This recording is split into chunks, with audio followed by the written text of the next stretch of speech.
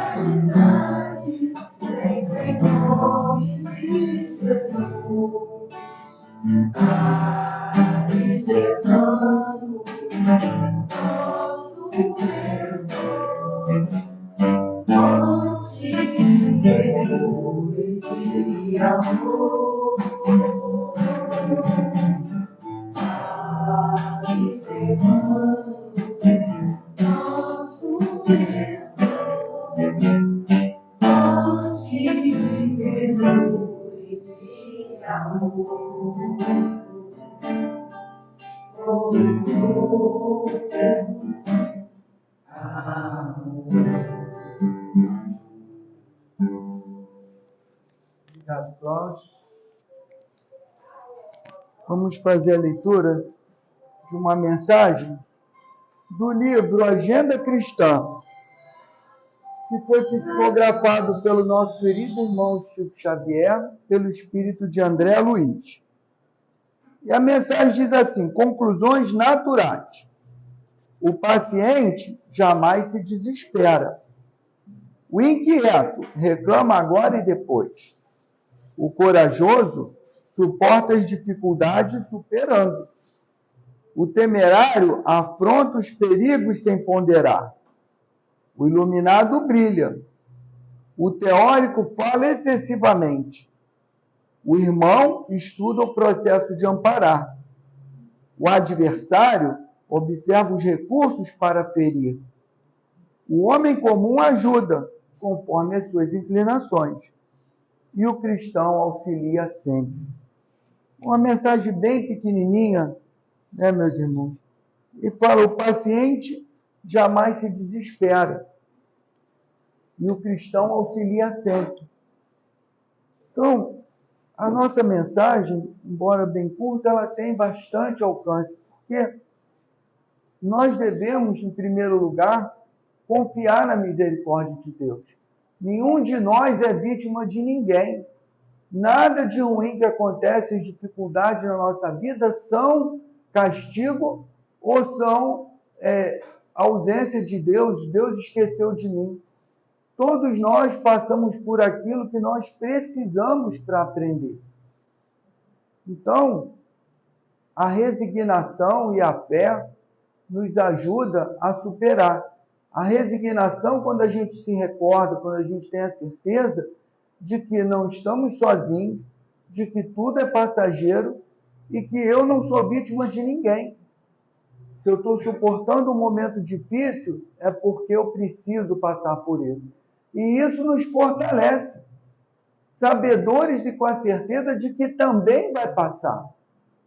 E muitas vezes a gente se prende pensando nos nossos irmãos que estão com uma enfermidade incurável, que estão em estado terminal, e achamos, mas para ele não tem jeito. Quem falou que não tem jeito? Não tem jeito para o corpo. Todos nós vamos deixar os nossos corpos. Nós não somos daqui. Nós estamos aqui de passagem. Então, até aqueles que aos nossos olhos ainda estão a visão estreita, não enxergamos uma solução, Deus oferece a solução. Esse espírito vai ser tratado, esse espírito vai ser curado e vai ser uma criatura que vai se libertar daquele sofrimento, da enfermidade. Então, a gente precisa exercitar a fé em Deus, a resignação. E com esses valores, com essa certeza, a gente consegue superar todas as dificuldades que aparecerão no nosso caminho. Porque a gente aprende também que Deus não coloca um fardo mais pesado do que aquele que a gente pode suportar. Então, todos nós somos capazes de suportar as nossas dificuldades. Precisamos ter coragem, ter fé e resignação. E tudo passa. E junto de todos esses ingredientes, Deus envia um número que a gente nem tem noção de quantos irmãos que trabalham para o bem, que estão ali do nosso lado, estão nos intuindo, estão segurando as nossas mãos para nos fortalecer nessa luta. Vamos agora, meus irmãos, elevar o pensamento a Deus e vamos agradecer a Deus, nosso Pai, por mais um dia que tivemos a oportunidade de vivenciar, ainda que ele tenha sido muito difícil. Chegamos ao final do dia e Deus abriu essas portas para nos receber nesse pronto-socorro de almas e nessa escola, onde estamos sempre refletindo e aprendendo tudo aquilo que Jesus nos ensinou e vivenciou para dar o exemplo a cada um de nós e sermos tratados nesse hospital de almas. Obrigado, Pai, por essas portas estarem abertas, pelo socorro que cada um de nós recebe quando entra aqui nessa casa. Obrigado, Mestre Jesus, e como nos ensinou, onde estiverem 2 ou mais pessoas reunidas em seu nome, lá estaria. E temos a certeza, Mestre, que está entre nós. Agradecer ao Padre Germano, por a sua dedicação e seu amor a essa casa. Agradecer a toda essa legião de trabalhadores espirituais dessa casa. Que Deus os abençoe, os fortaleça. E pedir à espiritualidade amiga que nesse momento de estudo possa envolver, possa inspirar, possa intuir o nosso querido irmão Rubens, que fará o uso da palavra, para que ele traga a cada um de nós aquela mensagem que nós precisamos ouvir hoje. E assim, Pai, agradecidos por esse momento na tua casa, pedimos a permissão para dar por iniciada a reunião dessa noite. Graças a Deus, em nome de Deus nosso Pai, está iniciada a nossa reunião. Por que eu ligo o ventilador? Está ótimo? Você manda mais que o presidente.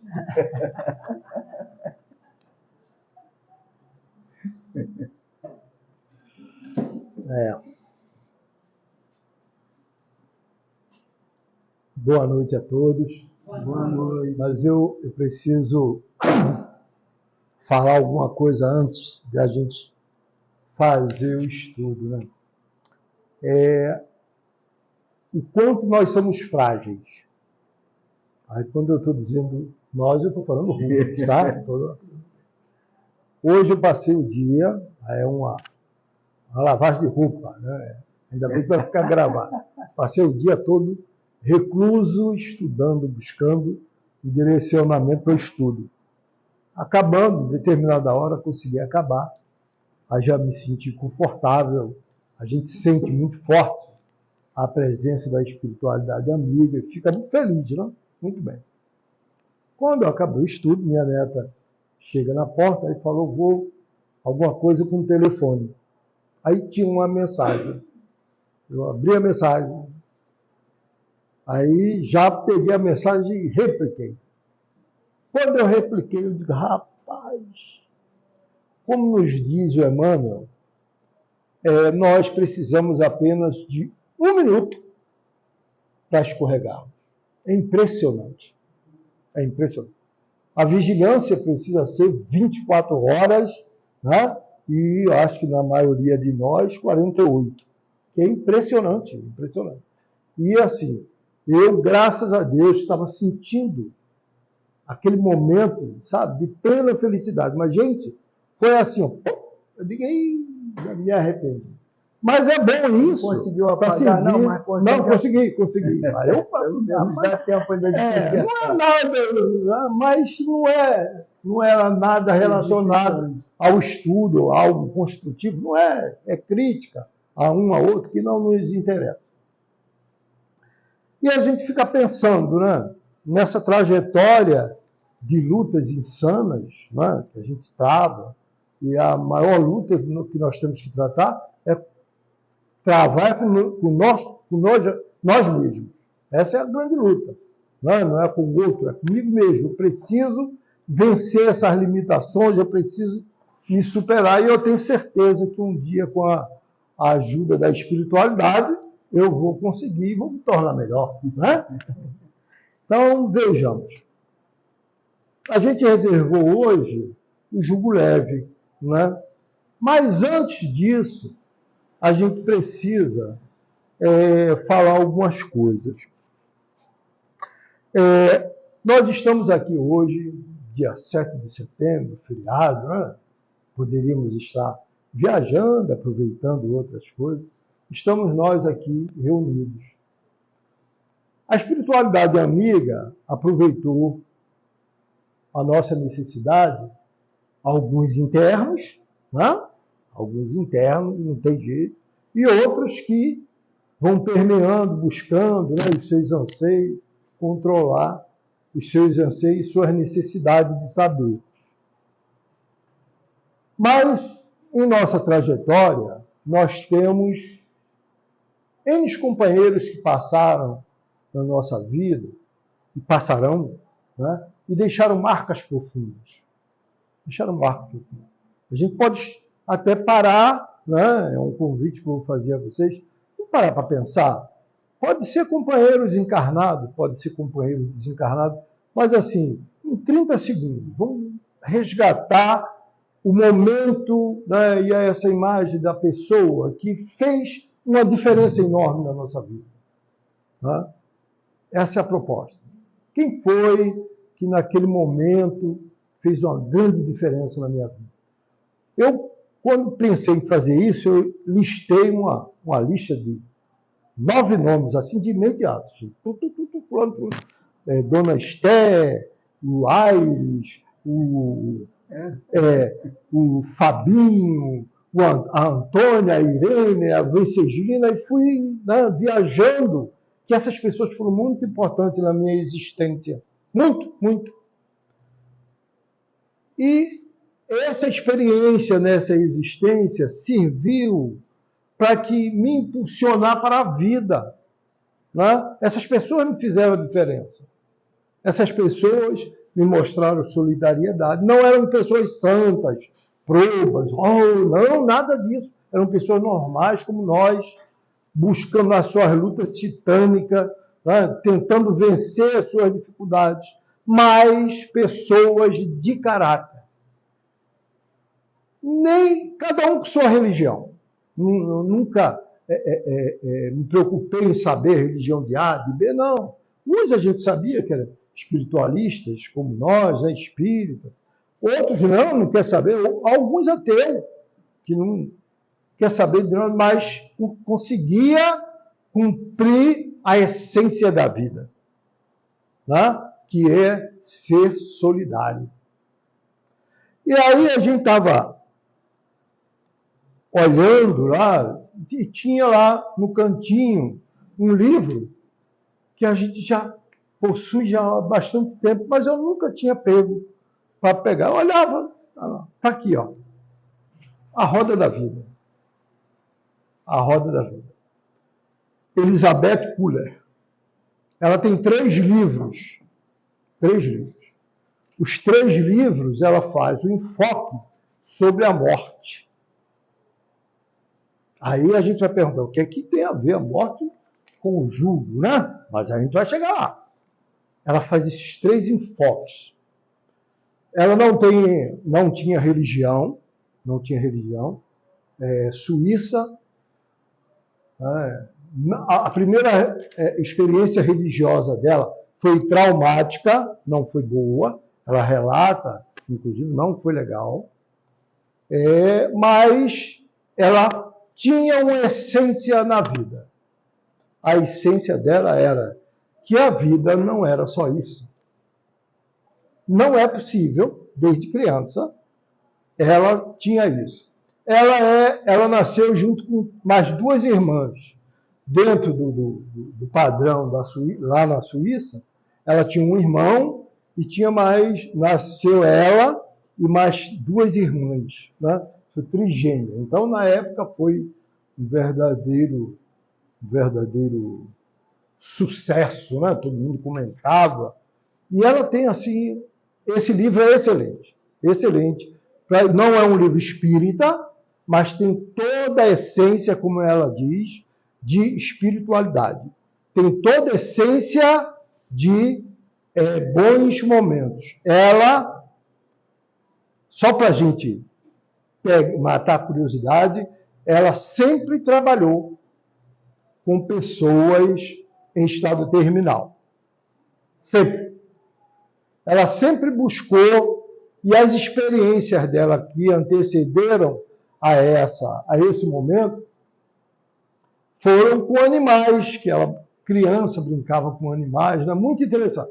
Quem puder buscar, ler, essa aqui é o último livro que ela escreveu, tá? E é a autobiografia dela. Aqui ela cita a autobiografia. Ela escreveu esse livro, a história da vida dela, com 73 anos de idade. Por aí a gente vê a riqueza, todas as experiências. E a gente sabe que todas as experiências que a gente tem, tudo são lutas espirituais. Não, todas lutas espirituais. E que é um impulso para que a gente consiga vencer as dificuldades materiais, é o que nos impulsiona para frente. Como nos diz a Sheila, ela diz assim, ó, toda luta é pão espiritual e toda dor é um impulso à sublime ascensão. Então, se a gente prestar atenção nos momentos de dor, né, a gente vai ver que ali tem um recado. Aí hoje a gente reúne todos os nossos sentimentos, buscando que esse sentimento possa envolver todos aqueles companheiros que no dia de hoje, como outros, mas principalmente no dia de hoje, estão retornando ao plano espiritual sem saber exatamente por quê, né? Mas que eles recebam, sejam acolhidos, possam receber o tratamento adequado, o direcionamento de fortalecimento para a sua caminhada na verdadeira pátria, né? Que é isso que nos interessa. E à medida que a gente vai crescendo, né, a vida vem nos mostrando determinados pontos. No início, como diz a nossa amiga aqui, ela até cita algumas coisas engraçadas, né? Ela fala assim, ó, deixa eu buscar aqui, que é para ser bem fiel ao texto. Cadê? Desmarquei, mas é assim mesmo. Quem não consegue ser didático? Vamos lá. Ela diz assim para a gente: quando acabamos de fazer tudo o que viemos fazer aqui na Terra, podemos sair do nosso corpo, que aprisiona nossa alma, como um casulo aprisiona a futura borboleta. É na hora certa, podemos deixá-lo para trás, e não sentimos mais dor. nem medo, nem preocupações. Estamos livres como uma linda borboleta, voltando para a casa de Deus. E ela não tinha religião. Ela não tinha religião. Então, essa é uma orientação, né, que ela mostra e direciona para a gente, para que a gente comece a prestar atenção. Aí ela faz uma análise bem, e nós vamos parar por aí após essa análise, a falar dela, que ela diz assim, ó, na infância dela, né, os primeiros anos da nossa vida, o camundongo, os primeiros anos de vida, o camundongo gosta de entrar e sair de todos os lugares. É ativo e travesso, está sempre à frente dos outros. O ratinho, né? Correndo para lá e para cá. Aí, mais à frente um pouquinho, início da meia-idade. O urso vive satisfeito e gosta de hibernar, reflete sobre os seus primeiros anos de sua vida e ri do camundongo, que corre de um lado para o outro sem objetivo específico. Mais tarde, final da meia-idade, o búfalo adora vagar pelas pradarias, analisa a vida de uma posição confortável, espera um dia livrar-se da pesada carga e tornar-se aiga. A águia, últimos anos da nossa vida. A águia gosta de pairar nas alturas acima do mundo. Não para ver as pessoas de cima, mas para estimulá-las a olhar para cima. Essa é a diferença dos momentos da nossa existência. Talvez não coincida até conosco, né? Mas eu me identifiquei, eu digo, caramba, ela conseguiu ser bem específica nesses momentos, né? Nos mostrando como é que nós devemos seguir. E, finalmente, nós vamos ao ator principal, que é a nossa vida de Jesus. Né? Falar de Jesus. Falar de Jesus, para nós, é realmente contagiante. Né? Contagiante. A gente sabe o quanto é valoroso após um determinado tempo de vida, como ela diz assim, da águia, a gente começar a reconhecer esses valores de caráter, os valores produtivos da existência, os valores reais que nós precisamos fazer os nossos investimentos. Mas vamos lá no momento. Quando do nascimento de Jesus, nós vamos tocar lá na Pérsia, né? Resumir a história, nós vamos tocar na história dos reis magos, né? Aqueles que viram a primeira estrela e sabiam do nascimento de Jesus. Esse livro, que é o Evangelho dos Humildes, no capítulo 2, ele cita para nós o seguinte: tendo, pois, nascido Jesus em Belém de Judá, em tempo do rei Herodes, eis que vieram do Oriente os magos a Jerusalém, dizendo: onde está os reis dos judeus que é nascido? Porque não vimos no Oriente a sua estrela e viemos adorá-lo. E o rei Herodes, ouvindo isso, se turvou a toda Jerusalém com ele. E convocando todos os príncipes, dos sacerdotes e todos os escribas dos povos, lhe perguntava onde havia de nascer o Cristo. E eles disseram: em Belém de Judá, porque assim está escrito pelo profeta. E tu, Belém, terra de Judá, que não és a menos consideração entre os principais de Judá, porque de ti sairá o condutor que há de comandar o meu povo de Israel. E então Herodes, tendo chamado secretamente os magos, inquiriu deles que todo cuidado que o tempo havia que lhe apareceria a estrela. E enviando-lhe a Belém, disse-lhes: ide e informai-vos bem que o menino, quem é esse menino. E depois que o houverdes achado, vinde dizer para que eu também possa adorá-lo. Eles, tendo ouvido a palavra do rei, partiram e logo a estrela que tinham visto ao oriente lhe apareceu, indo adiante deles, até que, chegando, parou onde estava o menino. E quando eles viram a estrela, foi sobremaneira a grande júbilo e a emoção que sentiram. E entrando na casa, acharam o menino com Maria, sua mãe, prostrando-se, o adoraram.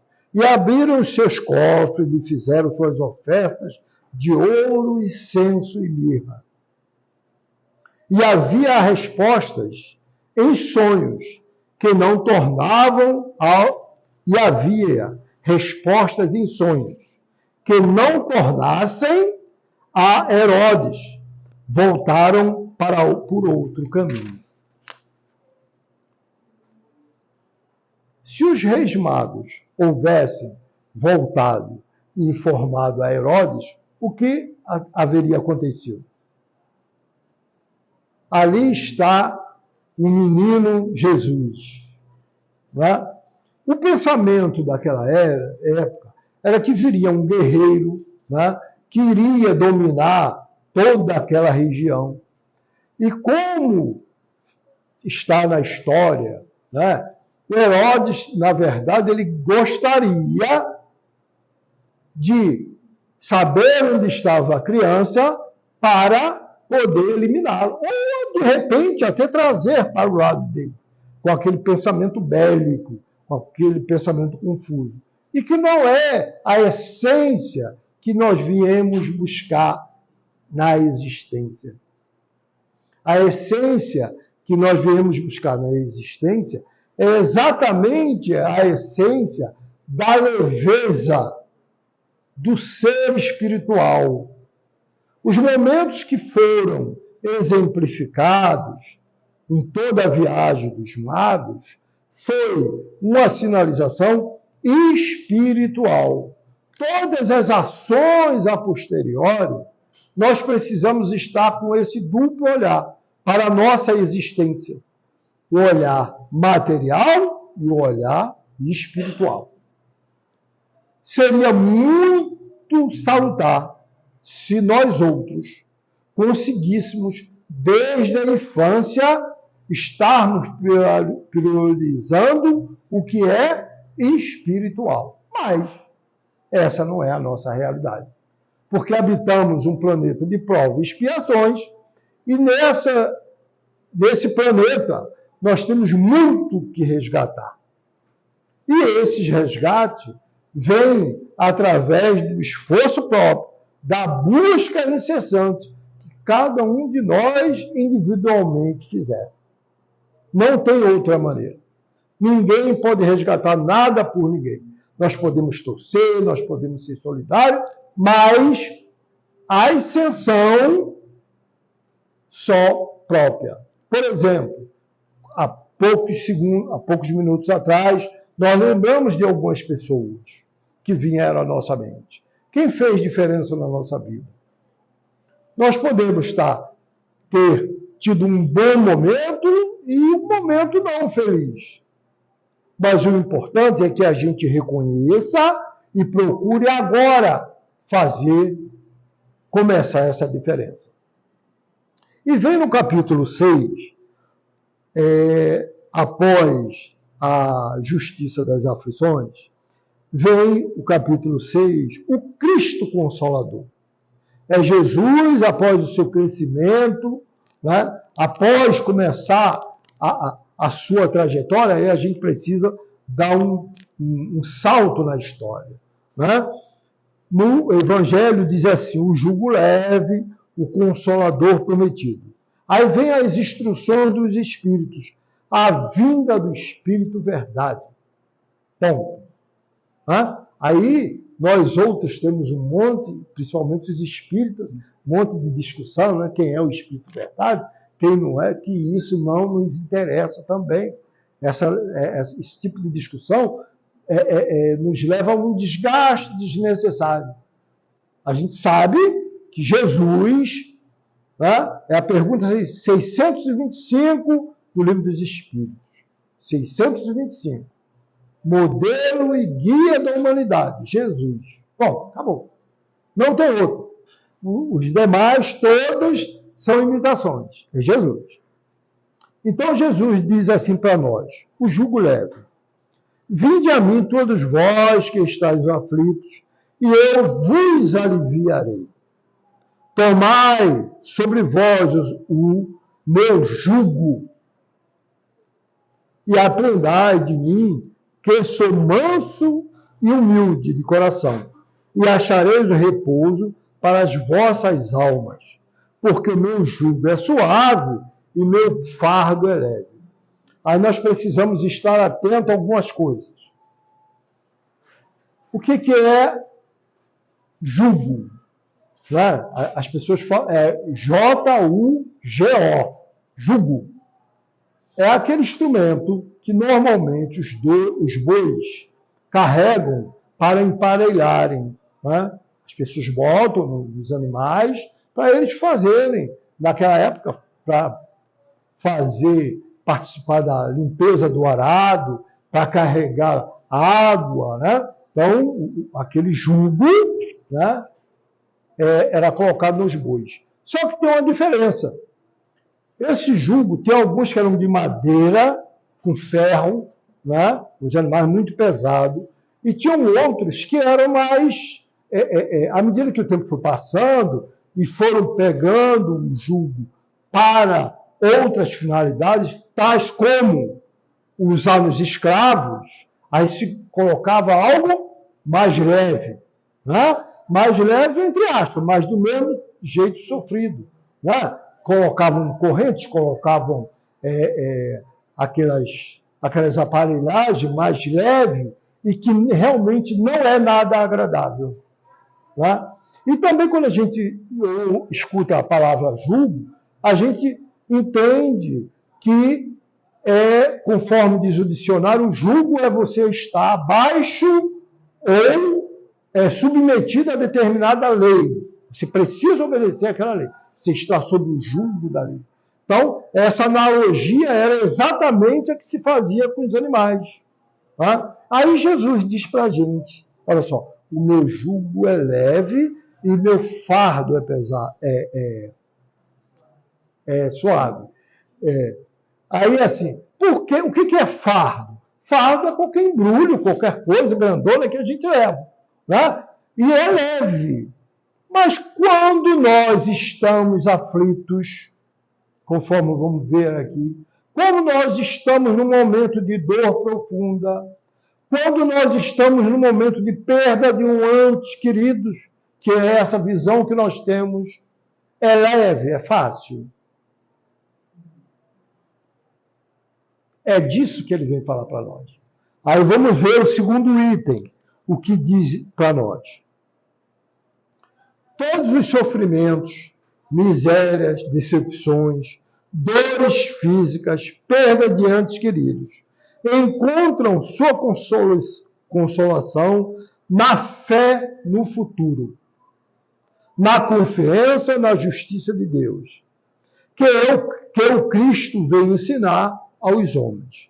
Entretanto, sobre aqueles que nada espera após esta vida, ou simplesmente duvida, as aflições tornam-se mais penosas, e nenhuma esperança vem diminuir o seu amargor. Eis o que levou Cristo a dizer: vinde a mim todos vós que estão fatigados, e eu vos aliviarei. Jesus, no entanto, colocou uma condição para a assistência e a felicidade, que promete aos aflitos esta condição. Está na lei que ele ensina. Seu jugo é a obediência às leis. Mas esse jugo é leve e esta lei é suave, já que impõe como dever o amor e a caridade. Ou seja, qualquer um de nós que esteja aflito, sentindo dores profundas, seja de qual religião for, seja em que momento for, se nós tivermos a plena confiança em Deus, nós vamos saber que aquilo é um momento de experiência que está nos impulsionando para dias melhores. É fácil de saber isso? Não, não é. Não é. Mas é isso a real. Aí, assim, no momento de dor profunda, muitos sequer querem ouvir falar de Deus. Muitos sequer querem ouvir falar de Deus. E, no momento de dor profunda, o melhor até para que nós, aqui presentes, possamos socorrer alguém, se tivermos oportunidade, um aperto de mão e, se puder, um abraço e silêncio. Silêncio. O silêncio mostra a verdadeira condição de solidariedade que você está demonstrando naquele momento. E se a pessoa, mais tarde, precisar de aconselhamento e puder ouvir você, convida ela. Convida para vir. Ó, aprendizes do bem. Convida a fazer parte da nossa família. Convida aí a uma casa espírita. Aconselha aí a uma igreja. Para que ela consiga se renovar energeticamente e entender que a existência é temporária. Nós precisamos estar, sempre vou repetir isso, nós precisamos estar muito conscientes o que seja existência e o que seja vida. São duas coisas diferentes. A vida é ano eterno. Nós jamais vamos morrer. Mas temporariamente vamos deixar de existir. Esse corpo, né, estará dentro de algum tempo sendo consumido pelo processo natural da existência. É temporário. Mas a vida não. E o que nós construirmos nessa existência é o que nós vamos levar para a nossa vida. Por isso, aqueles companheiros que foram importantes, que nos impulsionaram de alguma maneira, foram exemplo para nós. Por isso, nós precisamos de sermos gratos. A gratidão é uma das principais alavancas dos nossos passos. À medida em que eu sou grato, às vezes naquele momento, no momento de convivência, eu sou até ingrato. Mas, posteriormente, eu digo, quanto eu me equivoquei, quanto eu fui frágil. Porque a fragilidade faz parte da nossa caminhada. A fragilidade faz parte, sim, desses momentos de caminhada. Mas nós precisamos, a cada momento, estarmos aguçando a nossa atenção. E isso é a busca incessante, não para se virar santo, não. É para nós nos melhorarmos, para nós conseguirmos essa essência de olhar o outro e sermos solidários. Da espiritualidade, saber assim, eu vou fazer isso, vou dar a volta ali, porque lá eu vou encontrar fulano, né? E fulano vai dar um empurrãozinho, isso vai acontecer. E é assim que acontece. Então não são surpresas, são energias espirituais que a todo todos nós envolve, a todos nós fortalece. A qualidade dessa energia advém do nosso pensamento, advém das nossas atitudes. E se a gente prestar atenção, nós que estamos aqui já há algum tempo, né, principalmente os que estão internados, né, se a gente escuta a mesma coisa quase toda semana, 3, 4 vezes, ainda lê, estuda, e logo depois, como eu fiz hoje, logo depois só fala 1 minuto, você escorreguei. Isso somos nós. Mas isso não pode ser desmotivador para nós abandonarmos o Cristo. Essa busca incessante de sabermos que a espiritualidade amiga está apostando em nós. A gente não tenha dessa dimensão, controle dessa dimensão real, o quanto o Padre Germano e a espiritualidade amiga nos acolhe, nos empurra para que a gente estivesse aqui hoje. A gente não tem essa dimensão. Mas uma hora chegando, respirei, graças a Deus, consegui chegar. Graças a Deus, eu preciso me tornar receptivo. E assim, olha, você está onde está o seu pensamento. Se aqui nós estivermos pensando na conta lá, como nós sempre falamos, opa, não, se é o seu momento de usufruir do esforço que a espiritualidade está te ofertando. O momento da palestra, talvez não seja um bom orador, talvez seja alguém esforçado, sei lá, foi o momento do passe, mas é para você. Se você prestar atenção, em 40 minutos, com certeza, uma palavrinha dessa serviu para a gente. Certeza absoluta. Para mim, muito mais, né, que eu precisei fazer e logo depois escorreguei, imagina. Né? Mas é um esforço mesmo.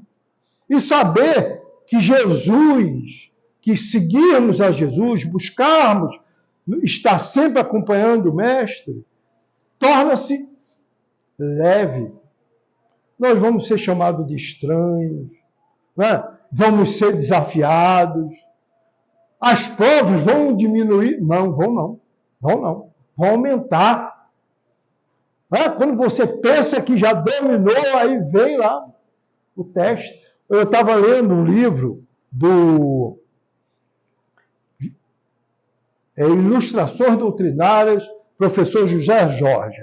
O professor José Jorge era um companheiro do Centro Espírita Leon Denis, muito trabalhador, já desencarnou, né? Excelente palestrante, professor de português, exigente. Se você... Qualquer coisa ele precisa da vírgula.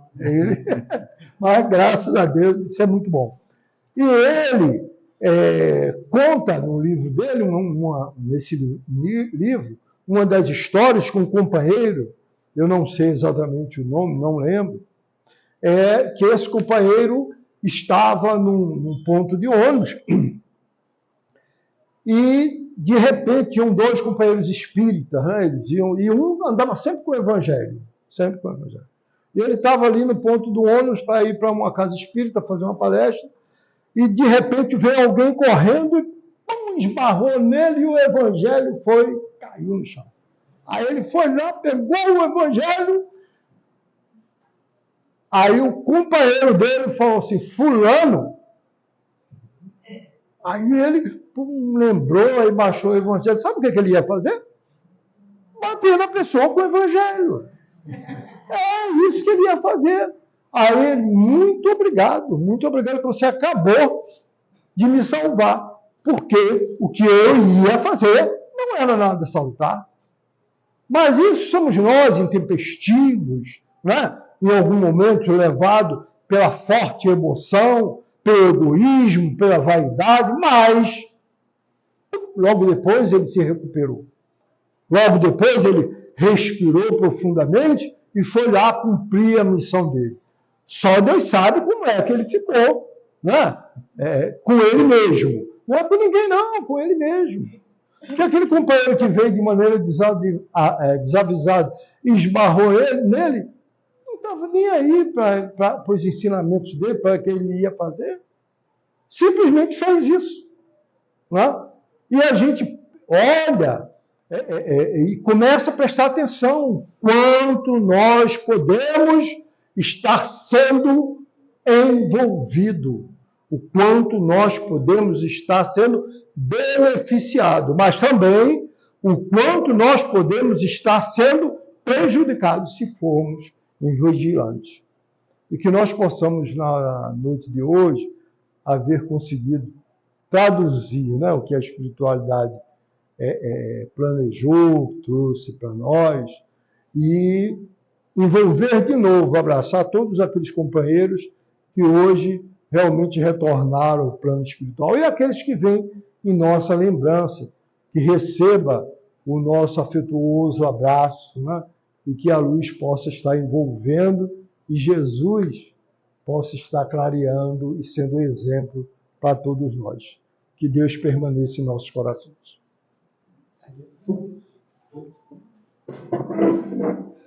Obrigado, Rubens. Bom, vamos passar agora para a segunda parte do nosso trabalho. E os nossos irmãos que irão assistir o nosso estudo, que Deus abençoe o lar e que fortaleça os corações.